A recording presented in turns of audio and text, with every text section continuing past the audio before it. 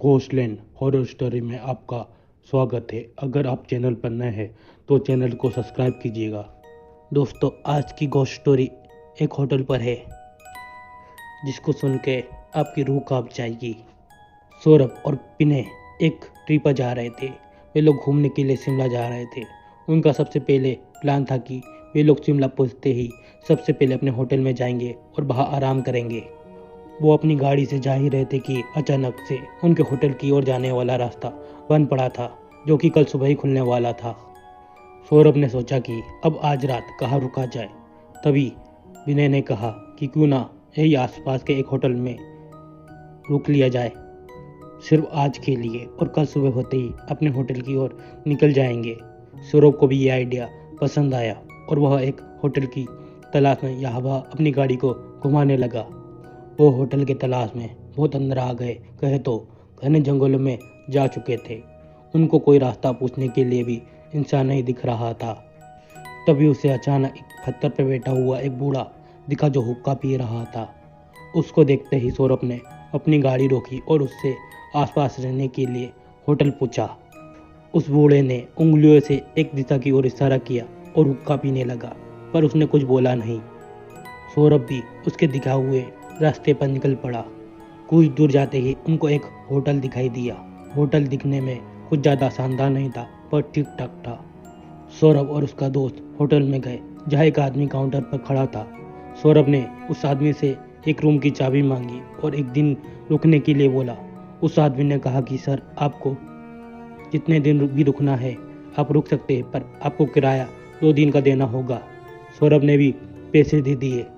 वो आदमी कुछ देर खड़ा रहा और कुछ सोचने के बाद उसने एक रूम की चाबी निकाली और हल्की सी हंसी के साथ उसने उस चाबी को सौरभ को दे दिया।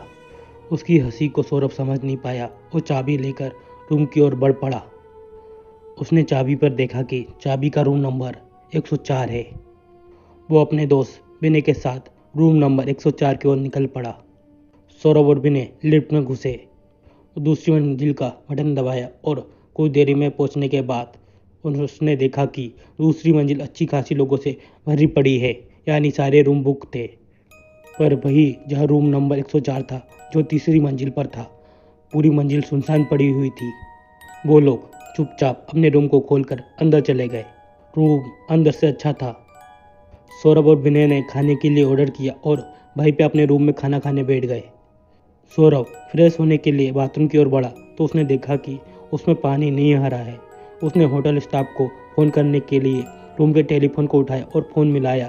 फ़ोन उठाया गया, पर बाहर से कोई आवाज़ नहीं आई, बस एक हल्की सी हंसी की आवाज़ आई और फ़ोन कट हो गया।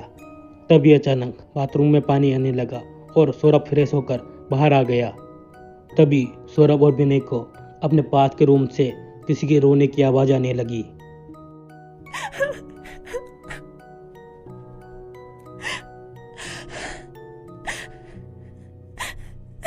सौरभ और विनय पास वाले रूम के पास गए और दरवाजे को खटखटाया। जब दरवाज़ा ओपन होता है तो सौरभ देखता है कि वहाँ पर एक लड़की की लाश पड़ी हुई है। सौरभ दरवाजे के बाहर ही खड़ा रहता है और विनय अंदर चले जाता है। तभी दरवाज़ा अपने आप अचानक लॉक हो जाता है।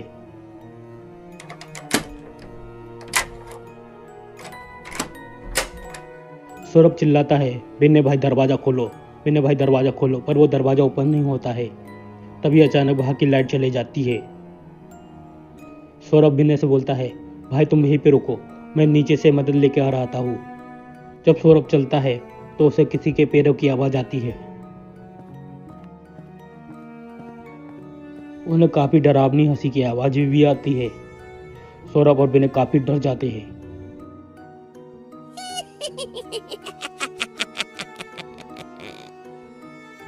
विनय सौरभ से बोलता है, भाई कहीं मत जा, प्लीज़ मुझे बचा लो, ये दरवाज़ा ओपन कर भाई, दरवाज़ा ओपन कर। तभी सौरभ लिफ्ट में चले जाता है, पर लिफ्ट ओपन नहीं होती है। तो सौरभ सीढ़ियों से नीचे जाने लगता है, पर वो नीचे नहीं जा पाता। वो एक ही जगह पर वापस आ जाता है और उसे एक लड़की की आवाज़ आती है हंसने की, और साथ ही साथ पायल की भी आवाज़ आती है।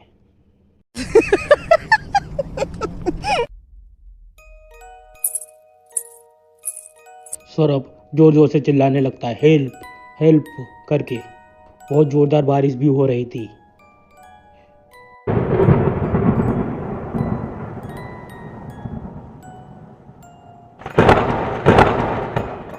जिसके कारण सौरभ को कुछ समझ नहीं आ रहा था कि क्या किया जाए क्या नहीं, और लाइट भी नहीं थी।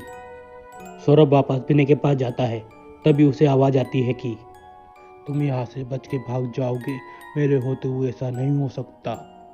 सौरभ विनय से बोलता है, भाई तू ऐसा क्यों बोल रहा है, क्या हो गया है तुझे, होश में तो है ना तू। काफ़ी डरावनी डरावनी आवाज़ उसको आने लगती है। तभी अचानक लाइट आ जाती है और उसे टेलीफोन की आवाज़ सुनाई देती है। सौरभ टेलीफोन को उठा लेता है और वहाँ से एक स्टाफ की आवाज़ आती है। उसने पूछा कि सर बोलिए, आपको क्या सहायता कर सकता हूँ मैं।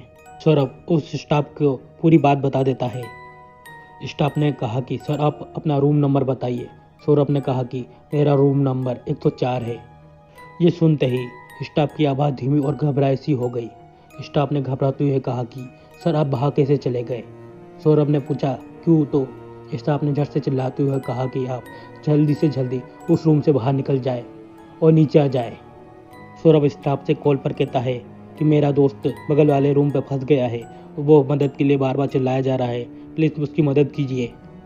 तभी अचानक बगल वाला रूम का दरवाज़ा खुल जाता है और विनय वहाँ से बाहर निकल जाता है। विनय काफ़ी घबराया हुआ और डरा हुआ था।